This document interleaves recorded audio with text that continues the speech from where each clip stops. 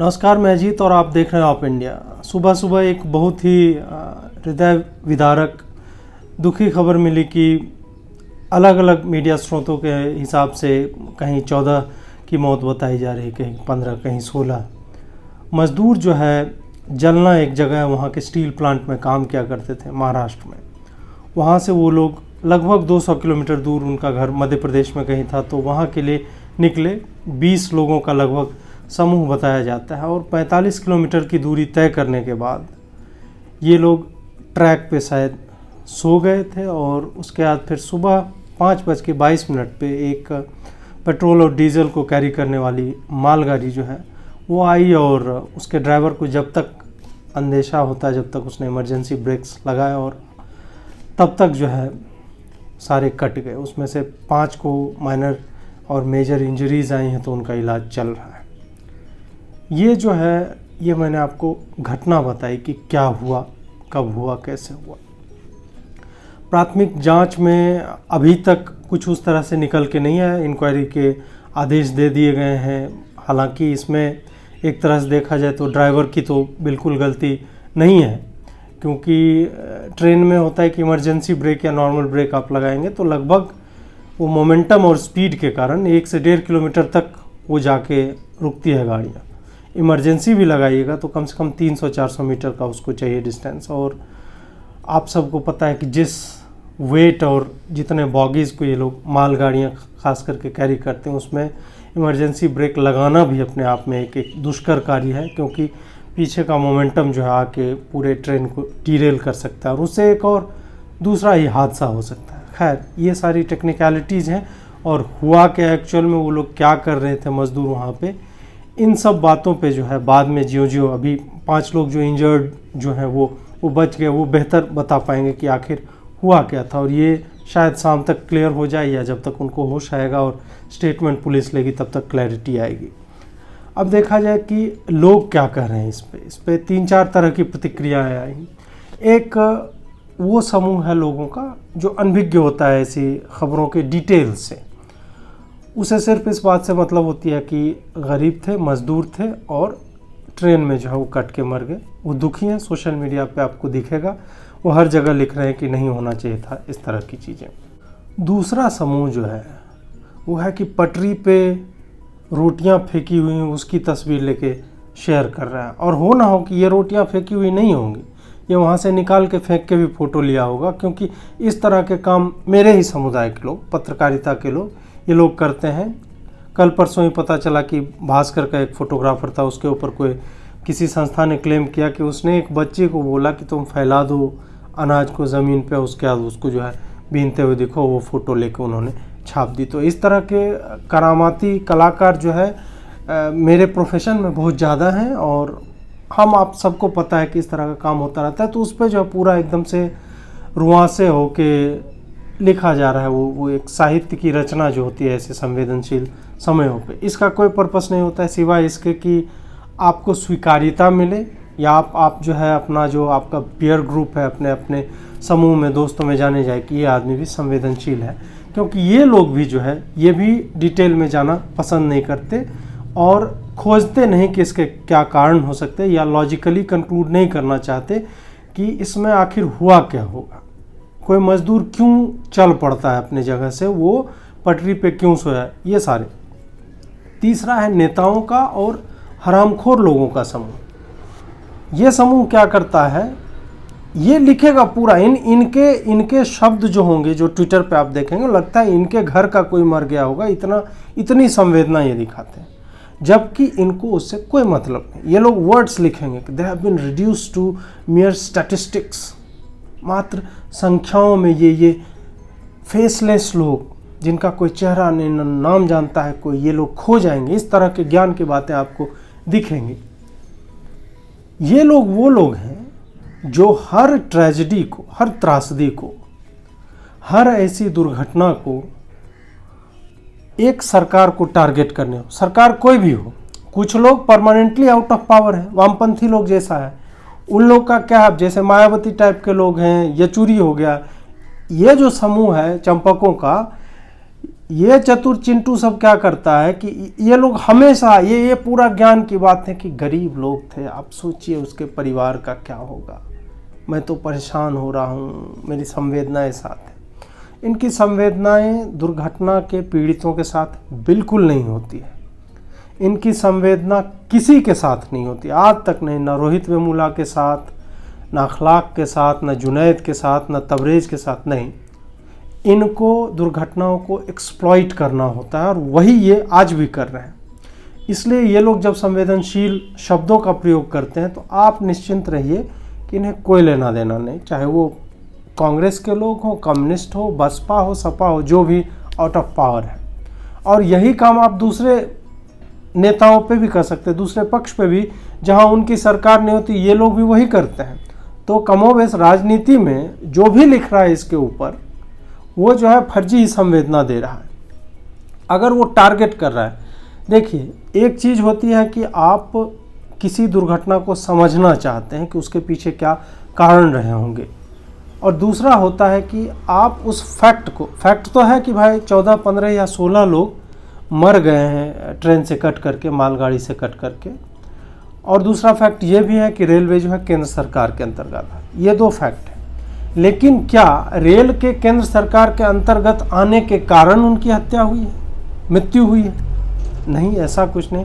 लेकिन जब आप वो फैक्ट लिख करके और कह देते हैं कि केंद्र सरकार कुछ नहीं कर रही है और केंद्र सरकार को इसका जिम्मा लेना चाहिए, कब तक गरीब और मजदूर मरते रहेंगे, इसका मतलब है कि आप संवेदनहीन व्यक्ति हैं जो संवेदनशील शब्दों का सहारा ले रहे हैं अपने उस घृणित चेहरे को ढकने के लिए।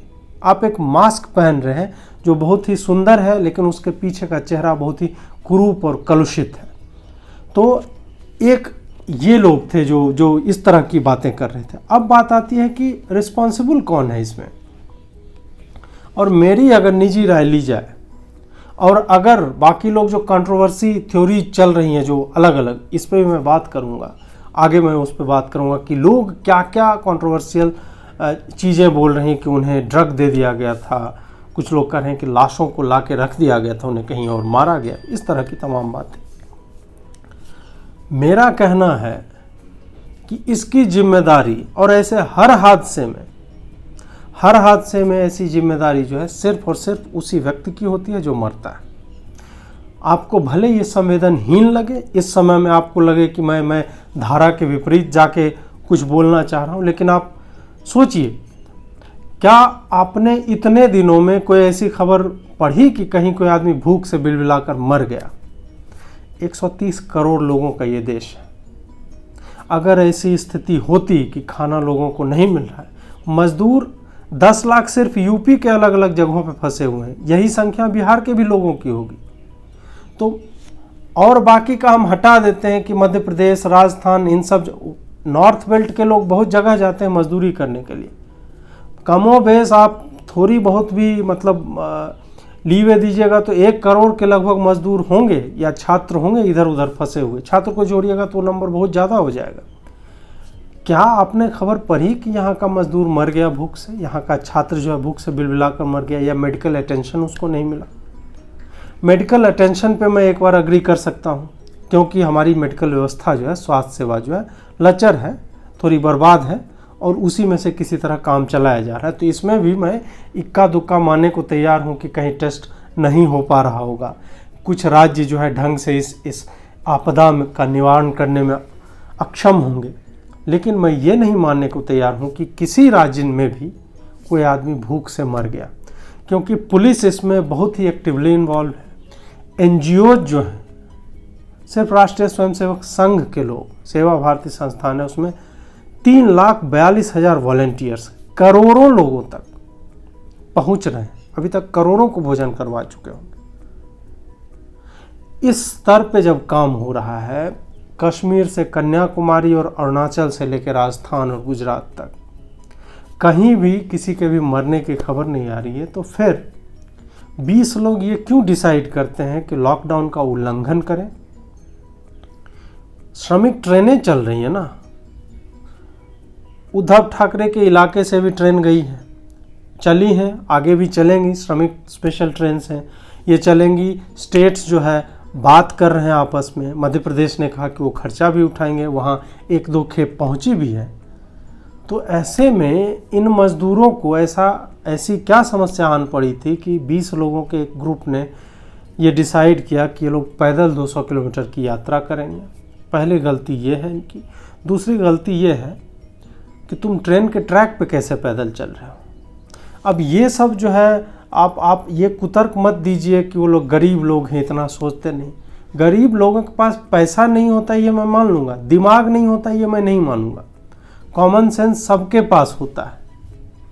अगर एक समूह डिसाइड करके निकल पड़ता है, और जो अपरेंट इन्फॉर्मेशन के हिसाब से मैं बोल रहा हूँ, अभी शाम तक कुछ और आ जाए कि उन्हें जो है किसी ने सर पे गोली रख के बोला कि नहीं तुम लोग यहाँ से निकलो, तब मैं उसे उस तरह से उस संदर्भ में उसकी व्याख्या करूँगा। अभी मेरे पास जो सूचनाएं हैं उसके हिसाब से मैं बोल रहा हूँ कि 20 लोग क्यों निकल पड़ते हैं।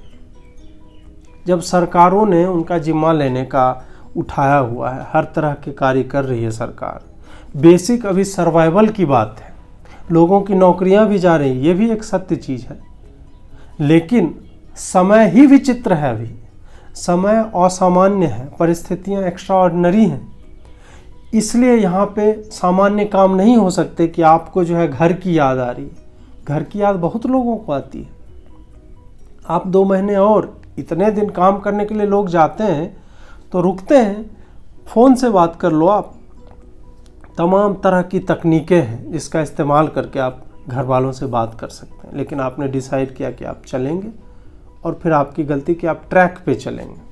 आप ट्रैक से उतर के चलिए, वो भी नहीं पता नहीं ट्रैक पे ही चल रहे थे कि उतर के चल रहे थे, इसका कोई इन्फॉर्मेशन है नहीं। हुआ ये है कि ट्रैक पे वो सोए हुए थे, सुलाए गए थे, ये भी कोई नहीं जानता। पास ही में सपाट ज़मीन है, खेत है, इलाका, पेड़ है जिसके नीचे छाया है सोने के लिए। वहाँ भी मतलब वो पेड़ जो है 100 मीटर भी दूर नहीं है वहाँ से, वहाँ भी सोया जा सकता था। तो पता नहीं क्या हुआ कि इन लोगों ने तय किया कि यहीं पे सोएंगे। और पटरी पे कुछ और भी कॉन्स्पिरेसी थ्योरीज आ रही हैं, उस पर भी हम चर्चा करेंगे। पटरी पे किसी को नींद कैसे आ सकती है, इस तरह की बात जो भी है। तो मैं इसमें अनलेस किसी ने वाकई जो कॉन्स्पिरेसी थ्योरी चल रही है कि उनको दारू पिला दिया गया, ड्रग दे दिया गया, या मार के उनकी लाशों को वहाँ पे रख दिया गया, ये ना हो तो सारी की सारी गलती मैं उन्हीं लोगों की मानूंगा। इसमें मुझे सरकार का, रेलवे का कोई हाथ नहीं लगता। सरकार अपने तरफ से हर वो काम कर रही है जो सरकार को करना चाहिए। और ये भी आप देखिए कि इस तरह की चीज़ें ये क्या पहली बार हुई है। हम एक अराजक देश में रहते हैं। मैंने ये बात कई बार बोला है कि हम एक क्योटिक कंट्री हैं जहाँ डिसिप्लिन को डिफाई करना, सरकारी आदेशों का पालन ना करना बहादुरी माना जाता है। अब जैसे कि मतलब आप सोचिए कोई दिल्ली से स्प्लेंडर लेके बेगूसराय निकल जाए 1200 किलोमीटर की यात्रा पे, खाना पीना रास्ते में ना खाए। ऐसे ही एक आदमी था, वो शायद बनारस में जाके वो मर गया, बेगूसराय का ही था। वो दिल्ली से शायद पैदल चला था और वहाँ जाते जाते भूख से जो है वो कहीं पे गिरा और भूख और थकान के कारण मर गया। इसमें किसकी गलती है? इसमें क्या हम ब्लेम कर दें सरकार को? सरकार को तो हर चीज़ के लिए आप ब्लेम कर सकते हैं क्योंकि सरकार टैक्स लेती है। वो कहने वाले इसी तरह से घुमा के कहते हैं कि मज़दूरों की ये हालत हुई ही क्यों। लोग ये भूल जाते हैं कि हम महासंक्रमण के काल में हैं और जहाँ जहाँ की सरकारों ने इन सब चीज़ों का ध्यान नहीं रखा है वहाँ जाके आप देखिए क्या हुआ। ईरान की मैं बात कर रहा हूँ, इटली की मैं बात कर रहा हूँ, स्पेन की बात कर रहा हूँ, यूएस की बात कर रहा हूँ, यूके की बात कर रहा हूँ। इन सारे ही देशों में इसी तरह की मूर्खताएं हुई थी। हग अ चाइनीज, या बहुत लेट से पहले लगा कि वहाँ के वाशिंगटन पोस्ट लिख रहा है कि नहीं, इससे तो घातक फ्लू होता है। मतलब नॉर्मल सर्दी खांसी बुखार हो गया तो उसको घातक बता रहा था। न्यूयॉर्क टाइम्स ने इसी तरह की बेहूदगी की, उन लोगों ने सीरियसली नहीं लिया तो उनके गवर्नमेंट ने भी सीरियसली नहीं लिया। और आज जाके आंकड़े देखिए, भारत ने लॉकडाउन को इन्फोर्स ना किया होता तो अभी हमारे यहाँ मरने वालों की संख्या शायद 20,000 30,000 से ऊपर होती और संक्रमण तो कई लाखों में शायद मिलियन में पहुँच चुका होता। लोग उस बात को नहीं देख रहे हैं कि लॉकडाउन का पर्पस क्या था, क्यों किया गया। लोग ये देख रहे हैं कि नहीं, मजदूर फंसे हुए हैं, इनके लिए सरकार कुछ क्यों नहीं कर रही। सरकारों का भी सबसे पहली प्रायोरिटी है जो लोग इस तरह के, जो वल्नरेबल सेक्शन है, वंचित वर्ग के लोग हैं, जो गरीब हैं, मजदूर हैं, उनको जीवित रखना पहला काम है कि उन तक खाना पहुंच जाए, दैट्स इट। उसके अलावा अगर किसी में लक्षण पाए जा रहे हैं तो उनकी टेस्टिंग होनी चाहिए प्रायोरिटी बेसिस पे। जो क्लस्टर्स हैं जहां कोविड फैल चुका है, कोविड-19, उसको कंटेन किया जाए, उसको सील बंद किया जाए। जहां से एक भी आदमी संक्रमित हो गया तो उस इलाके को जो है सैनिटाइज किया जाए। ये सारी प्रायोरिटीज़ हैं, प्राथमिकताएं हैं सरकार की। उसमें से एक ये नहीं है कि एक पूरे बहुत बड़े जन समुदाय को, 10 लाख लोगों को आप कह दीजिए कि नहीं, इसको यहाँ से वहाँ लेके चले जाएंगे। इसका सिर्फ एक ही मतलब होता है, वो भी तब जब हमें पता नहीं है कि कितनों में लक्षण नहीं है फिर भी उसके भीतर कोविड-19 हो सकता है वायरस, और कितनों में लक्षण है, शुरुआती लक्षण है। इसमें क्या होता है कि मान लीजिए अभी श्रमिक स्पेशल ट्रेन चली है, तो ट्रेन के स्टेशन से आपकी जिम्मेदारी जहाँ से शुरू होती है, जहाँ आप लाइन लगाना चाह रहे हैं लोगों की, सोशल डिस्टेंसिंग का प्रोटोकॉल वहीं से फॉलो होगा। ट्रेन के भीतर आप डिस्टेंस बना के जो है 6-6 फीट पे जो है 72 लोगों की बॉगी में 40 लोग जा रहे हैं, इस तरह से करेंगे। लेकिन वहाँ तक जो लोग पहुँचते हैं वो भीड़ों में पहुँचते हैं, वहाँ कोई सोशल डिस्टेंसिंग नहीं होता। लोग मास्क लगाना अपने जो है शान के खिलाफ समझते हैं, अड़ियल होते हैं, लोग अड़ जाते हैं, अरे हमको नहीं होगा, आज तक नहीं हुआ, देखो हमको खांसी नहीं। आप इस तरह के जनसंख्या से डील कर रहे हैं। ऐसे में इसको एक आयरन हैंड से ही डील करना पड़ेगा कि नहीं, लॉकडाउन है, तुम रहो, खाने की दिक्कत है, पहुंचा दिया जाएगा। वैसे में लोग जो है इसको डिफाई करते हैं, पटरी पे चलते हैं, पटरी पे सोते हैं। याद कीजिए आप, अमृतसर में रावण दहन हो रहा था और उसके लिए मतलब किस तरह से घुमाया गया था, उसमें इतने लोग कटे मरे थे। कर्व वाली पटरी थी कि ड्राइवर अगर देख भी लेता, मतलब उसको दिखने का सवाल ही नहीं था कि पटरी पे खड़े होकर लोग रावण दहन देख लें। और कहा गया कि नहीं, वहाँ के स्थानीय लोगों ने रेलवे को बोला था कि नहीं, ट्रेन जो है तुम उधर ही रोक देना, इधर ही रोक देना। कैसी बेहूदगी है ये, ट्रेन क्यों रुक जाएगा किसी के रावण दहन देखने से। आप इस तरह के पॉपुलेशन से डील कर रहे हैं, आप उस तरह के पॉपुलेशन से डील कर रहे हैं कि पहले रोते थे कि नहीं, रेलवे फाटक नहीं होने के कारण जो है दुर्घटनाएं होती हैं। मैं बेगूसराय से आता हूँ, मैंने देखा है, जितनी बार मैं बेगूसराय के उस गुमटी पे खड़ा होता हूँ, जब तक ट्रेन 20-30 मीटर दूर तक नहीं आ जाती है, हमारे बेगूसराय के बहादुर नौजवान जो होते हैं वो अपना बाइक जो है झुका के निकाल लेंगे, साइकिल वाला तो नीचे सुला के निकाल लेगा, औरतें अपने बच्चे को गोद में लिए पास कर रहे हैं, उसको दिख रहा है कि ट्रेन उधर से आ रही है। ये लोग बहुत ज़्यादा हेवली रिलाई करते हैं अपने उस कैलकुलेटेड स्पीड पे कि नहीं, तब तक तो हम निकल ही जाएंगे। मेरे गांव का एक बच्चा इसी तरह मारा गया था। वो क्रॉस करना चाह रहा था और वो स्कूटर था उसके पास, स्कूटर का गियर फंस गया और ट्रेन आई, उसको मार के लेके निकल गई। इस तरह की घटनाओं के लिए भी क्या सरकार जिम्मेदार है? कोई पूछ रहा है कि नहीं, जब इतने लोग चल रहे थे ट्रैक पे तो किसी को दिखा नहीं क्या? अबे चल ही क्यों रहे थे वो लोग? देखने दिखाने की बात तो दूर की है, अभी सारी की सारी फोर्स, सारा प्रशासन जो है वो कोरोना से लड़ने में लगा हुआ है, और तुम कह रहे हो कि 45 लोग जो है वो पटरी पे किसी खेत के बीच से जा रहे हैं तो पुलिस ने उन्हें क्यों नहीं देखा? ये विचित्र बातें, मतलब लोग उनकी गलती को देखना नहीं चाह रहे हैं क्योंकि वो दिवंगत हो चुके हैं। मेरी संवेदना है उनके साथ, उनके परिवारों के साथ मेरी संवेदना है, और मेरी संवेदना उन सब से ज़्यादा उस ड्राइवर के साथ है जो अब पूरे जीवन शायद अपने आप को माफ़ नहीं कर पाएगा कि उसने ब्रेक नहीं लगाया या पहले लगा लेता, बच सकते थे, जबकि उसकी कोई गलती नहीं है।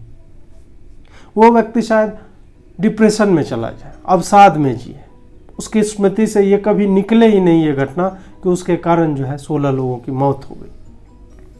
कॉन्स्पिरेसी थ्योरिस्ट हैं, उस पर भी चर्चा कर लेते हैं। कॉन्स्पिरेसी में क्या क्या है? पहला है, नहीं आप समझ नहीं रहे, ये जो है इसकी जांच होनी चाहिए, लाशों को वहाँ ला के रख दिया गया। नहीं तो आपको क्या लगता है कि ट्रेन आ रही है और लोग जगे नहीं? ट्रेन से तो कोई भी जग जाता है। अब ये थ्योरी इसलिए बंक हो जाती है, डिबंक हो जाती है इस तरह से कि 4-5 लोग घायल भी हुए, उनका इलाज चल रहा है। इसका मतलब मरे हुए लोग नहीं थे, वो एक्चुअल जीवित लोग थे, उन्हें कहीं से ला के नहीं रखा गया था। वो मजदूर से जो स्टील फैक्ट्री चल। दूसरा है, उन्हें ड्रग्स दे दिया गया था और वो नशे में चल रहे थे। ये भी प्लॉजिबल नहीं लगता है। नशे में आदमी चलेगा तो उसका चलने का सेंस खराब हो जाता है। सारा लोग पटरी पे ही क्यों बैठेगा? तो छितरा जाएगा, इधर उधर चला जाएगा। सारा लोग पटरी पे ही क्यों बैठेगा? खेत में बैठ सकता था, एक इधर दो उधर, इस तरह से एक साथ क्यों बैठा हुआ या सोया हुआ है। तीसरा कहा जा रहा है कि उन्होंने वहाँ बैठ के शराब पिया होगा, उसके बाद उन्हें नींद आ गई होगी, क्योंकि कुछ लोग ये भी कह रहे हैं और ये सही में है कि पटरियों का स्लैब जो होता है सीमेंट वाला इतना चौड़ा होता है, 6-7 इंच चौड़ा होता है। उस पर आप ठीक है पीठ रख के सो गए, कुछ आप अपने साथ सामान लाए होंगे वो पीठ के नीचे लगा देंगे, चादर रख देंगे। उसके अगल बगल पत्थर होता है, उस पर नींद आना जो है मुश्किल है। लेकिन वही है कि अगर आप या तो बहुत ज़्यादा थके हुए हैं या नशे में हैं तो आपको नींद कहीं भी आ जाएगी। तो ये भी कहा जा रहा है कि वो लोग हो सकता है कि बैठ के शराब पी रहे होंगे, उसके बाद उन्हें नींद आ गई होगी, वो सुबह जग नहीं पाए होंगे ट्रेन के। तो ये सारी थ्योरी हैं और सच क्या है वो तो पुलिस ही बताएगी।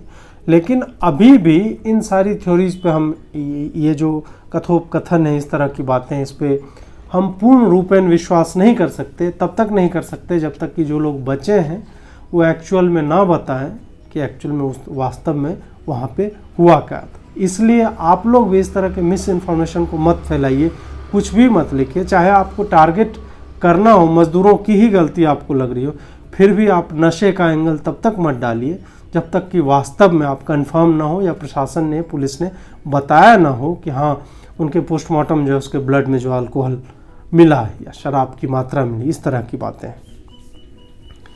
अब बात यह है कि सच्चाई जो भी निकले, हम लोगों को हमेशा जो है ये जो गरीब गाथा जो हम लोग गाने लगते हैं, ये गाने से बेहतर होगा कि हम लोग अपने आसपास के और जो नेता लोग हैं जो लाखों लोगों को अपनी रैलियों में बुलाते हैं, उन्हें अपने इंफॉर्मेशन नेटवर्क का यूज करना चाहिए, उन्हें अपने फिजिकल ह्यूमन रिसोर्स का यूज करना चाहिए और जो लोग जहाँ हैं वहाँ तक बहुत ही अच्छे और सीधे सपाट शब्दों में संदेश पहुँचाना चाहिए कि लॉकडाउन को डिफाई ना करें, ये उनकी बेहतरी के लिए है।